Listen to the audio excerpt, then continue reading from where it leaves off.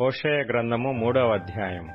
మరియు యెహోవా నాకు సెలవిచ్చినదేమనగా, ఇశ్రాయేలీలు ద్రాక్షపండ్ల అడలను కోరి ఇతర దేవతలను పూజించినను యెహోవా వారిని ప్రేమించినట్లు దాని ప్రియునికి ఇష్టురాలై వ్యభిచారిణియగు దాని యొద్దకు నీవు పోయి దానిని ప్రేమించుము.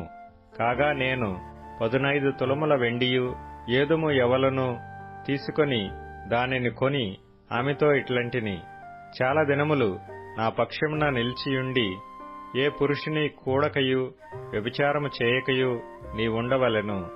నీ ఎడల నేనును అలాగున నుందును. నిశ్చయముగా ఇశ్రాయేలీలు చాలా దినములు రాజు లేకయు అధిపతి లేకయు బలి నర్పింపకయు నుందురు. దేవతాస్తంభమును గాని ఏఫోదును గాని గృహదేవతలను గాని ఇంచుకొనకుందురు. తరువాత ఇశ్రాయేలీలు తిరిగి వచ్చి తమ దేవుడైన యెహోవా యొద్దను తమ రాజైన దావీదు యొద్దను విచారణ చేయుదురు. ఈ దినముల అంతమందు వారు భయభక్తులు కలిగి యెహోవా అనుగ్రహము నొందుటకై ఆయన యొద్దకు వత్తురు.